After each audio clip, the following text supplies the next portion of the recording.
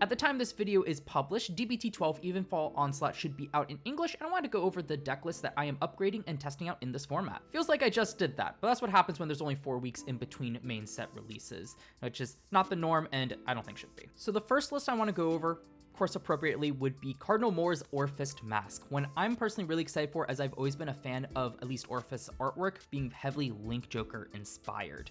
But this Orfist feels like a perfect antithesis to Orfist Regis here, as it's got 3 effects here. The first one is just the standard, you have to ride it over a grade 3 with Orfist in its card name. All Mask units have that, that's to be expected. Its second effect is an act once per turn that removes a card with Orfist in its different card name from your hand, soul, or drop. Pretty much all the Mask cards have this as well, but what it does is it lets you choose a world card from your drop and put it into your order zone, which actually is great value and fuels this card's second, or really third effect, which is Auto Vanguard Circle. When this unit attacks, counter+1, put any number of world cards from your order zone to your drop to call Shadow Army tokens up to the number of cards put into the drop for the cost to rearguard circle with a unit. If you call 2 or more tokens, this unit gets drive +1.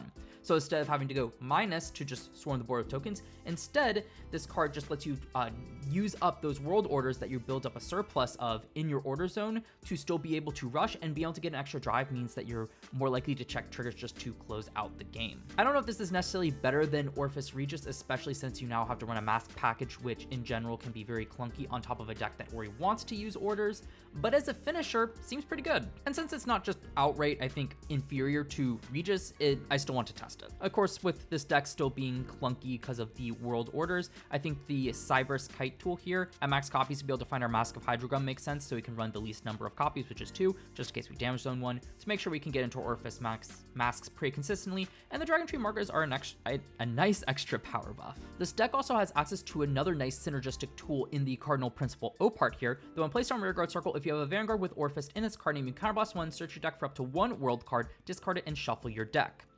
Typically, you want to plus off of a counterblast skill or just get like a really strong aggressive push effect from your Vanguard off of that. So just being able to send a card to drop zone typically isn't that high value, but what this card lacks in immediate value, it more than makes up for in synergistic value. As being able to thin a card with no shield value from your deck, that's really good. It increases your odds of triggers or just finding a card with shield value, or even like Persona Ride or something, while also getting that order to drop zone is highly synergistic with this deck, since you've got plenty of ways to put those orders from drop into your order zone. We just saw with Orfist Mask that its Banish and Orfist effect does that, and we know that there's plenty more cards that do that as well in Orfist. This card does have a second effect that when it's retired from rearguard circle, if your Vanguard is Cardinal Moore's Orfist Mask, you may call a Shadow Army token to rearguard circle. So this is just a Nuvoria, specifically for Orfist Masks, but that's a-okay because, well, that's the deck we're playing here. And if we've learned anything from Nuvoria, that's a pretty strong effect, so this card will definitely be highly synergistic in this deck. Just being able to use Orfist, since it has to call the Shadow Army token to occupied rearguard circles, you can just call over this and then just either complete a column with it, or be able to make sure you can set up that double column if for whatever reason one of your columns was empty at the start of the battle phase. Not optimal, but that is possible. So flexibility, just bigger numbers as well.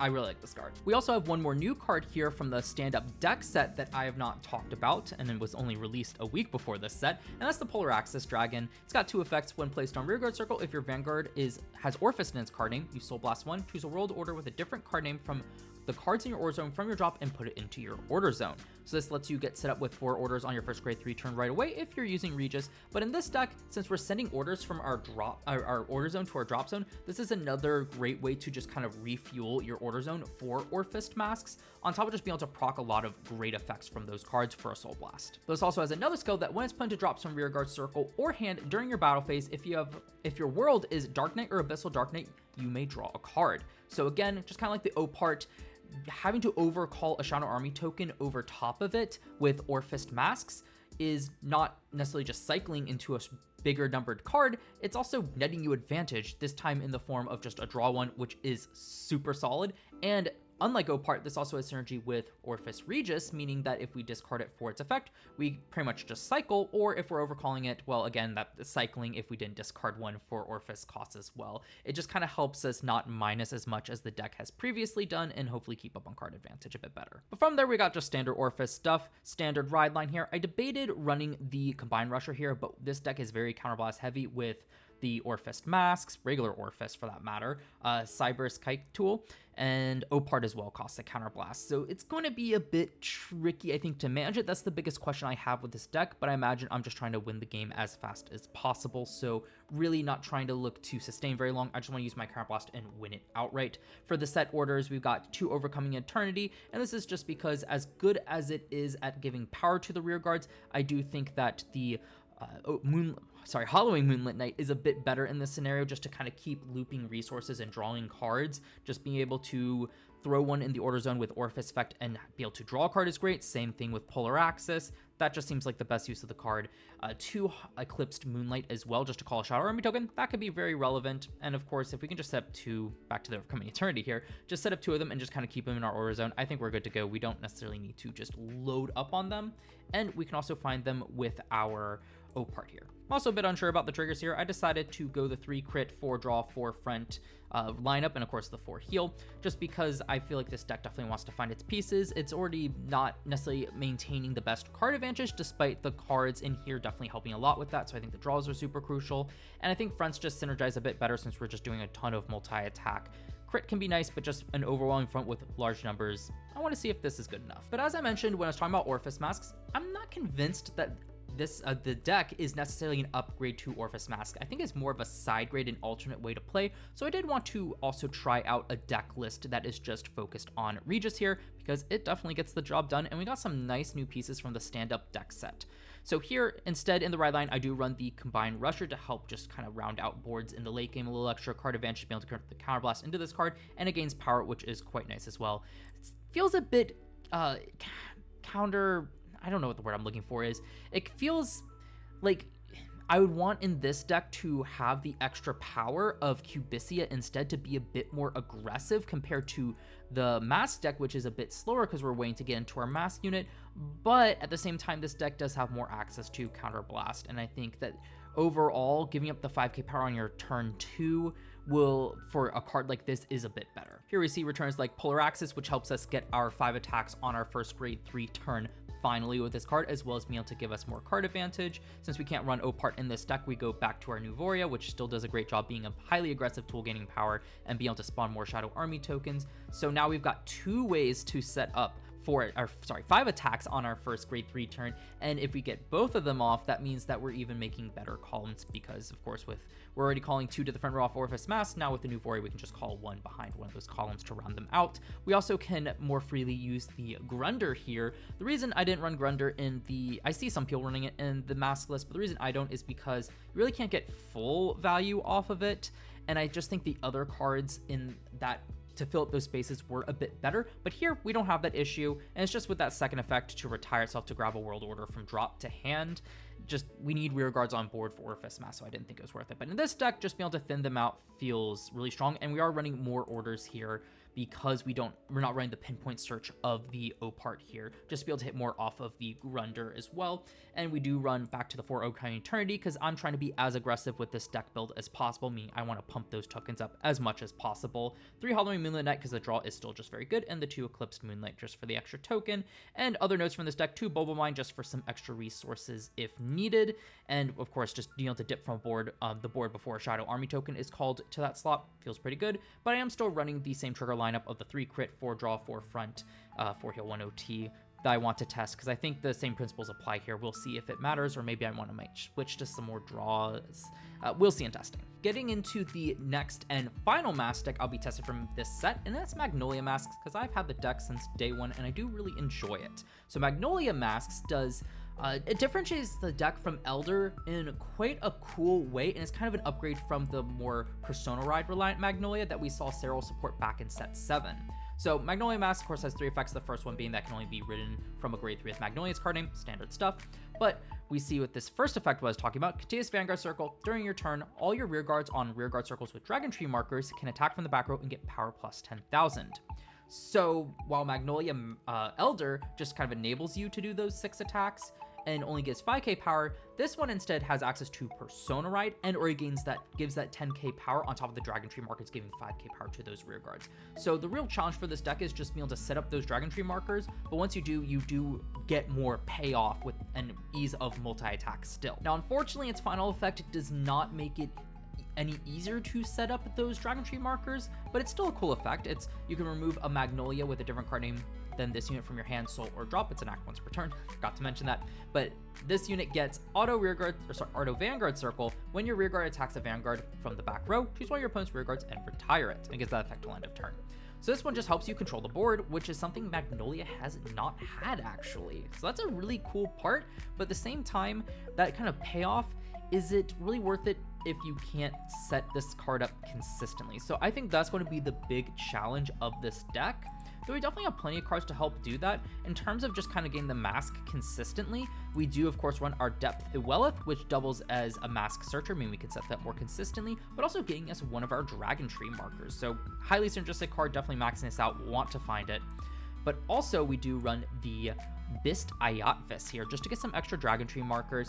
They do cost counterblast to make, so it'll cost a 3 counterblast just to be able to set up the full 6 attacks, though I have a feeling that just seeing up 2 might just be good enough as well. This card also has the added bonus of being able to loop back orders from drop zone, which means that we can get some more consistency in being able to find our certain pieces, as you'll see with the orders I'm running. Of course, we got our 2 Mask of Hydreigon here, since we can find with Depth of Well if I want to make space for other orders. Though it's not bad at all being able to search out our Magnolia Mask as well as our 2 Dragon Tree cards, but at the same time we do have other pieces that we want to find, and Mask can still whiff, so I thought 2 was fine. And I do think that our other order here, another new card, the Mythiarch Habitat, it was the set 11 sneak preview promo, so it's not new, but it's only been 4 weeks. But this card lets us check the top 7 from our deck, choose 1 unit card with grade less than or equal to our Vanguard, call to rearguard circle, and shuffle the deck. So this for free just as a top 7 searcher. That's really strong. Like that, this reminds me a lot of the Reign Supreme King of Beasts for Ezel, which also is costless, but this is also generic. It's grade 1 as well, so you can start playing this very early, and also has the added bonus of having 2 continuous skills. The first one in deck is when you would search or choose a unit card from your deck, you may search or choose this card.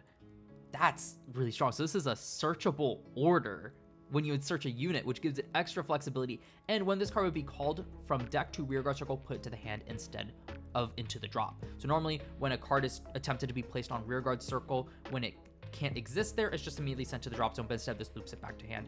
So that's highly applicable, because guess what? You can loop this card into this card from your deck if you don't have any better targets. Now, of course, there are plenty of other good order cards, but I think for this deck in particular, just being able to look at top 7 to try to find these Depth Iweliths and Bist Ayatvises, as well as some of their other pieces, is going to be highly worth it. We of course run max copies of Serral here because this especially pumps up our board, being able to give Persona Ride to all the board, and also can help us find our Magnolia masks more consistently as well, so we're not relying also on the Mask of Hydreigon. Running the Black Tears House Dragon Ranker Train package, we're already running orders, and this just lets us dig 2 cards deeper into our deck and loop back our orders to get even further value. Seems great for efficiency and consistency. That's the word I was really looking for there. And then Goildote, just because this is a strong attacker from the back row, getting 10k and can cycle into another card while also giving our Vanguard some power. This just seemed decent. I do think this is a flex slot and one that I'm highly going to test out what options I do think are best, but this one seemed like a good one to start with in my opinion. And of course we've got this insane card here, Enforced Grow Dragon, a big payoff once we set up our Dragon Tree markers to just build up a big board in the end, and also part of the reason I'm fine not running M-Picks in this build. I mean, it would be a bit hard to be able to drop the board below that before it gets to 3 or less units, before it is 3 or less units or 3 or less rear guards, one of the two, before your opponent can pick it off. But this card kind of makes up for that, because when it's placed on rearguard circle, other than during the battle phase, if you have Vanguard with Sylvanhorn, Beast King of Calamity, Magnolia Masques, you can counterblast 1, choose grade 3 or less cards from your drop zone up to this number of Dragon Tree markers on your rearguard circles and call them to rearguard circle. So this can let you go +3 with the ideal setup for this deck, possibly more if you get more Dragon Tree markers, but at the same time it does cost a counterblast, and this deck isn't running any counter charge, so I'm not holding my breath. But just a huge reload, especially on a turn to try to kill your opponent, really strong. And when this unit attacks, choose one of your Vanguards with Magnolia in its card name, and it gets power plus 5,000, so extra pump on Magnolia. So this deck's looking to have some insane reload power plays, just push for big numbers for 6 attack, which seems like it could be very strong. Again, it's just a question of consistency. Moving away from the Master decks, we've got Bavsargra here. Did post an update with set 11 testing out the new Drag Ritter Girl triple rare, but at the same time, this deck kind of just got a better version of that card. So considering it's 4 weeks away, probably should just waited, but is what it is. I had that idea. I wanted to see if I could execute on a deck, even if I never ended up testing it. But we've got here some amazing new support cards. The first front and center card is Verlord, the overdress form of Trick Moon. Super exciting to see just from a thematic standpoint. But how does this card hold up? Well, it overdresses on top of Trick Moon. It could be expected as an overdress card, but it's got three skills from here. The first one is continuous. This card unit cannot be chosen by your opponent's card effects. Already phenomenal. Just gives you protection for your dress booster, which is something Trick Moon very much lacked. And especially since you're committing a card, this really makes you go -1 to play it, at least initially. We'll get to the effects. Does plus, or ends up plussing, but being able to have that protection, meaning that your investment can't easily be taken away, already great. Then it's got auto. When this unit is placed on Rearguard Circle by the overdress ability, you can counterblast 1, choose up to 2 arms cards from your hand or drop, arm 1 to your Vanguard from among them, and then put the rest into your soul. Ideally, you'd be doing all this from drop zone, but notably this is a way to double equipped on your first turn, or just kind of cycle arms cards in later turns, which I think will be the best application of this card. But it just be able to fuel both arming your Vanguard to trigger other effects, as well as put cards into soul. This card alone pretty much lets you get the 2 soul to use Bavsargra's skill, which is awesome. And it costs a counterblast. Well, it makes sense that it would. It's great value, but also isn't too bad since our Trick Moon does let us countercharge. And because we have this card to help us fuel the strategy, we can actually cut back on some of our previous counterblast cards. Because this card just does more, because it also has a third effect, Dress Boost, Auto Rearguard Circle. When this unit boosts in the overdress state, all your front row units get power plus 5,000 until end of turn for each card your Vanguard is armed with. So this is a plus 10k to your front row if you're fully set up. 30k in value, which is an upgrade from Trick Moon, and I do think it's better that it distributes the power between the whole front row as opposed to just the unit that it's boosting. The problem I see with this card is it's just more pieces that need setup, which the deck has a lot of. You need to arm your Vanguard, you need to find your Trick Moon before you can even use this card, you need to set up arms in your drop zone. That's not the easiest to do. Hence why this card's only 3 copies. But what this deck needed, of course, was a really strong searcher to support all this, but thankfully got it in the form of the Divistia. Divistia here has 2 effects. The first one is when this unit is placed on Rearguard Circle, you can Soul Blast 1 to look at the top 7 cards of your deck, choose up to 1 card with the Dress Boost ability and up to 1 arms card from among them, reveal them, choose up to 1 card from among the revealed cards, put into your hand, and discard the remaining revealed cards and shuffle your deck. This deck needed this kind of skill. It's a dual searcher for both our Trick Moon, Veillord, and an arms card, all in one. That's already phenomenal consistency for all the pieces of this deck, and the fact that it has to send 1 to drop doesn't matter, because we've got plenty of ways to loop arms back from drop zone onto Vanguard. Sometimes we just don't even need an arms in hand, we just want to drop, and we can add the Trick Moon to hand, or honestly just sending the Trick Moon to the drop and just recalling off of Bavsargra's skill. We got an arms to be able to equip to trigger it. That's great as well to get the counter charge. But that's not all. It also has the ability that Auto Rearguard Circle, when this unit attacks a grade 3 or greater unit, if your Vanguard Circle has 2 or more arms, this unit gets 10k till end of that battle. Most of Bavsargra's support cards have only gained 5k, and for a 3 attack deck, that's not enough at this stage. But 10k, now we're starting to talk here. So not only is this a phenomenal consistency and search card, but this has the power output to help the fact that this is a 3 attack deck. This card, to me, feels like it does it all. And also it's just clearly a strict upgrade from the Drag Ritter triple rare from set 11. From there, just standard Bavsargra line makes sense. We still got our GlitchxCity to help loop arms, build up soul to plus more, as well as a way to pinpoint search certain arms if we need to. We also still have the Samadhi here, just a great way to double equipped and pairs well with the GlitchxCity to be able to loop stuff. We still also have the Veillord that can also work, but of course this Samadhi is a bit easier to loop, as we can of course retire arm, trigger Bavsargra skill, soul charge 1, recall this, and we're good to go, while also getting some power to boot. The arms package has been pretty standard for the last few, at least my deck list. We've got the Aditya here, 3 of that because it's easily searchable, even more so now with the Divistia. 1 Prithvi in case we find the shield, the Swayambhu, and only 1 of that because, well, we just need the 1. We do have a new arms here. The set got 2, but I think this is the one that's most worth testing, and Sealed Blaze Ass to Vashtar. Notably, the big appeal of actually this and the other arms is that they're completely free of cost. unlike the other ones, which is huge, giving us way more access to our resources for our consistency cards and other effects. But of course, that means they can't be as powerful as the arms that actually do have a cost associated with them, but they still have some decent output here. The Devastar here, continuous Vanguard Circle. During the battle, your Vanguard attacked. When your opponent would call cards from hand to Guardian Circle, they must call 2 or more at the same time.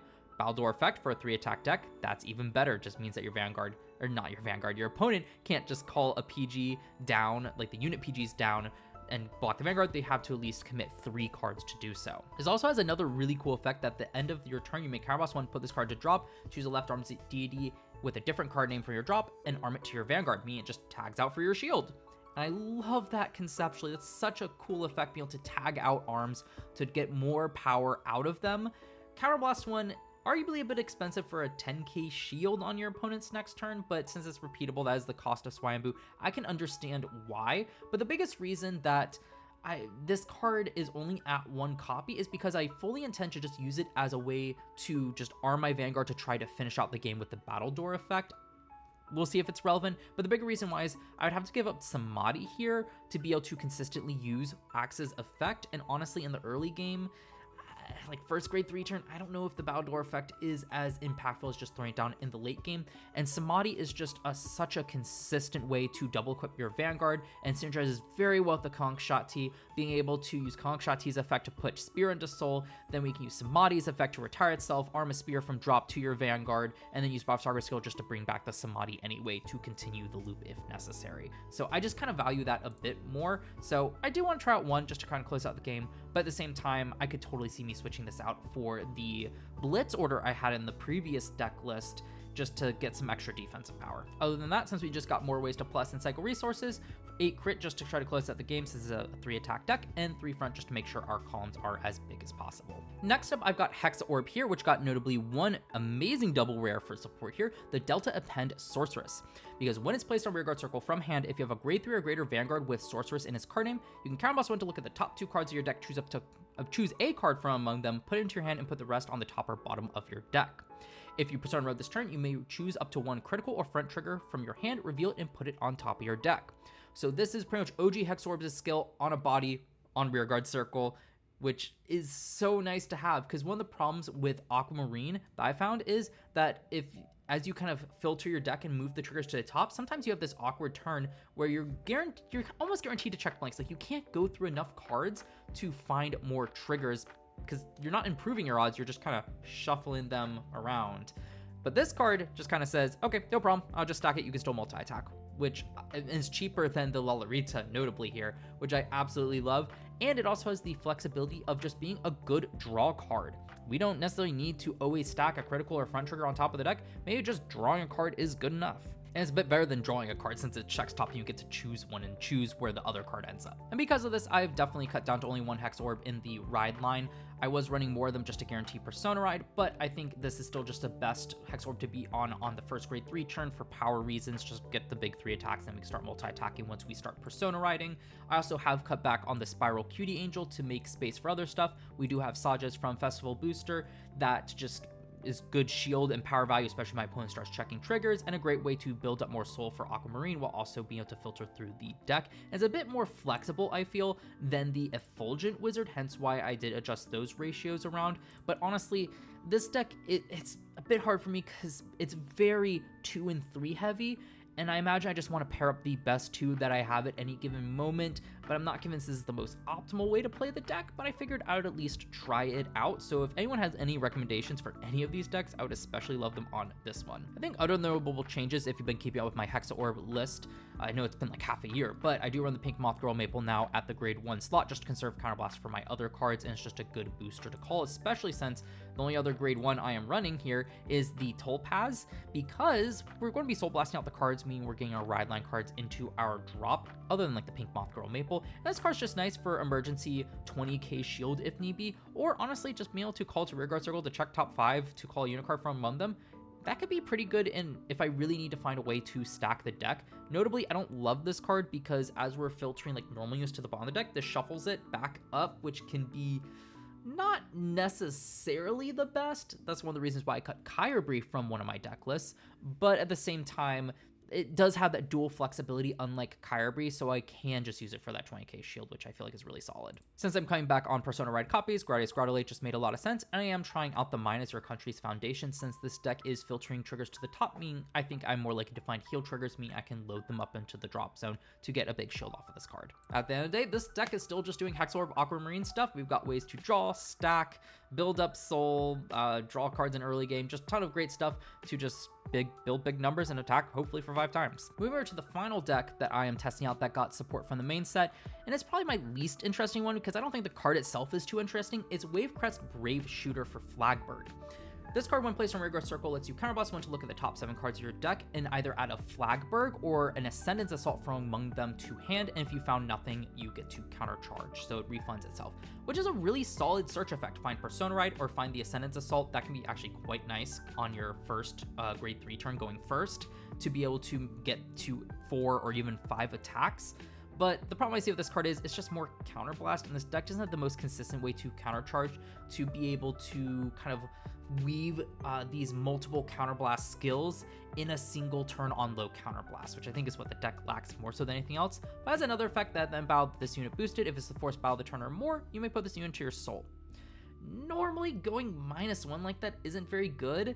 Sure, there's the theory of just getting it off the board for control heavy decks, but I think against Gandiva it's a moot point. Like, Gandiva doesn't really care if you kind of empty your board. It can plus regardless as long as it's got Best Harvest. And then this also doesn't have the highest value skill. Like, your opponent, if they've got limited removal, they're going to target your other power cards like the Oryx and the Shelling Cannon Dragon here. So I don't know if this deck card is really that great for the deck. If we ever get a Flagburg, a new form of Flagburg that counts as Flagship Dragon Flagburg, I think this card will be very strong just to help the deck consistently find Persona Rides. But as is right now, I figured I'd at least test it 2 copies, but I can easily see myself just switching it out for 2 of the prize trade, just to get some extra counter charge in there. Oh, also that's the other point I was going to make. Since this has to be on the 4th battle of the turn or more, you can't even weave it in a turn to make sure you have Soul Blast for our Inlet Pulse and Oryx as well. It just comes down too late. You have to use it preemptively. If it worked on like 1st or 2nd battle of the turn, this card would be way more interesting. But other upgrades to the deck is of course the Forbid All Surrogate from Best Festival Booster, because it can help us find Inlet Pulse and Shelling Cannon Dragon, which is really strong. And the Mythiarch Habitat here, being able to check top 7 is just a great way to again find our pieces, and I actually think is a better consistency tool, mainly to find our Ascendance Assaults and our Oryx to be able to get at least 4 attacks on our first grade 3 turn than the Wavecrest Brave Shooter is. I just wanted to test this card because it is a new card. Maybe I'll be surprised about the output that it has. Now I do have 2 more deck lists here despite me saying that's it from the main set, and that's because Unite Dianos did get a new promo that I'm going to be testing out, and that is the Bold Felvis here. Very much needed for this deck, because at the end of battle, this unit attacked. If you have a Vanguard with B Hero in its card name, you may Soul Blast 1, retire this unit to choose a card scouted in your base, put into your hand, choose up to 1 base card from your hand or drop, and put into your order zone as rest. This does quite a few things. For starters, it means that this deck can get triple base setup on our first grade 3 turn, unlocking all the effects, notably Unite Dianos' effect to be able to gain that crit. It's been lacking this for way too long. This is a very low value skill anyway, so to have it be put behind turn 4 has really hurt this deck as well. But also, it's another B Hero name, which this deck very much appreciates, and being able to loop back scouted cards in your base to your hand gives this deck some much needed utility. Now we can finally scout in Unite Dianos to get consistent Persona Rides. That is a huge buff to this deck in my opinion. We can also now more readily loop back Direct Foriel to hand without necessarily having to discard cards from hand, and if we can loop back specific cards like loop Bold Salos's from drop off of its skill, that's pretty good as well, as this is a great card just to kind of keep a good resource cycle going. Now all this deck is really needing is a Galactic B Hero that can search out your base, as we're still relying on the Advent Robust, but at least it's a big attacker to boot with that, but we'll wait till set 13. We got some good stuff coming out then. And finally, I upgraded Avantgarda because we finally got the Alola Dargente, I hope I pronounced that correctly here. A very crucial card for Avantgarda. Would have been nice to get closer to set 10, but alas, we got it. We at least have one set to test out before we get the Richter, which I'm really excited for. But this card is a big powerhouse. The sneak preview promo, super happy that it was that, so it was fairly, well, at least easier to get the most promos. But this card has 2 effects. Auto rearguard circle when your Vanguard with Avantgarda and its card name attacks. This unit gets power plus 5,000 till end of turn. Meaning it usually gets power plus 10,000. Very nice, just extra power. We're seeing this more and more. Units before, they need to get 5k to be relevant. Now it really feels like they need to get 10k to be super relevant. But it also has another very nice effect that when it's placed on rearguard circle, if your strategy card was put from order zone into soul this turn, you may soul blast one to search your deck or drop for one strategy card with a different card name as the card put into your order zone from soul this turn, reveal it, put it in your hand, and if you search your deck, shuffle it. Consistency card to get our strategy orders, built in with a big power gainer, perfect. I am so happy with this card. The only thing I think is a downside for this card is it can't specifically loop the strongest order, the Death Winds here, but it might be a bit too good in that respect. So as such, I did cut some of our order searchers such as the Enlightened Age Dragon, and I did cut down on the Halton Vogel because we can utilize this card, but at the same time, Death Winds is still just the better card, especially since we want to Persona Ride each turn, so we still want the Halton Vogel just to specifically be able to search that out. But honestly, even just being able to convert a soul into an order card to maybe discard off of Avantgarda's effect or a PG effect, or even the Freiheit's effect, that's still really solid. And I did opt to stick with the Cycler Refablishment Dock package, just because I really like it. I did cut this down to 3 copies, even though it's really nice to find one early on. It's really just kind of on top of this deck's main strategy, so I thought 3 copies. If we find another early game to plus, awesome, but we still have the Hanada halfway to do that.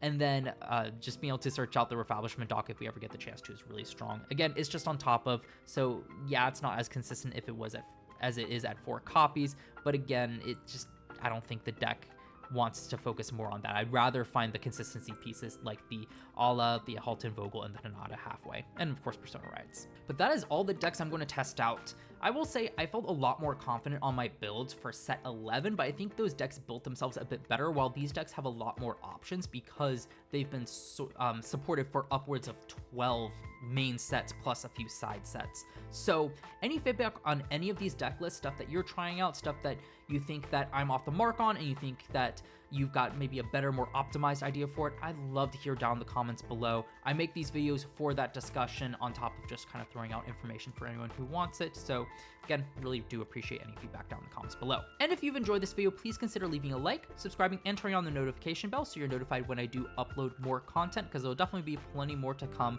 But with that being said though, look forward to more content coming out real soon.